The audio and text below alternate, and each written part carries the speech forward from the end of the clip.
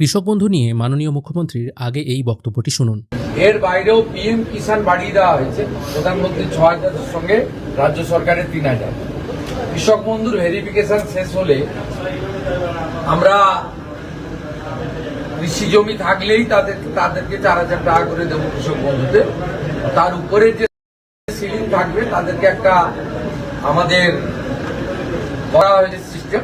BJP সরকার ক্ষমতায় আসার পর আমরা মনে করেছিলাম কৃষক বন্ধু বোধহয় বন্ধ হয়ে যাবে, কিন্তু যেদিন থেকে কৃষক বন্ধুর ভেরিফিকেশন শুরু হলো সেদিন কিন্তু একটা আশার আলো ছিল। সেদিন থেকে আমরা আশার আলো দেখতে পেয়েছি যে কৃষক বন্ধু প্রকল্প বন্ধ হচ্ছে না।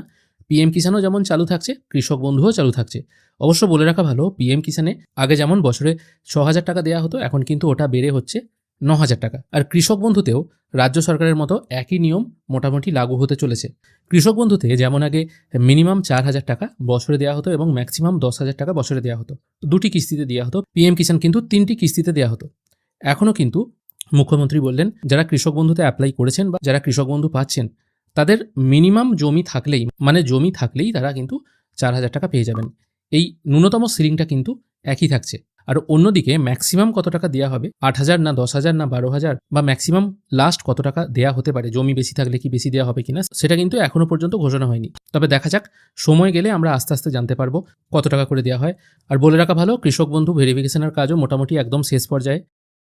নেক্সট মান্থে আমরা কৃষক বন্ধু পেলে তাহলে কিন্তু বুঝতে পারবো কারা কত টাকা পাচ্ছে এবং পিএম কিষাণের ক্ষেত্রেও কারা কত টাকা পাবে। এই ছোট্ট আপডেটটুকুই আপনাদেরকে দেওয়া ছিল। ভিডিও দেখার জন্য অসংখ্য ধন্যবাদ।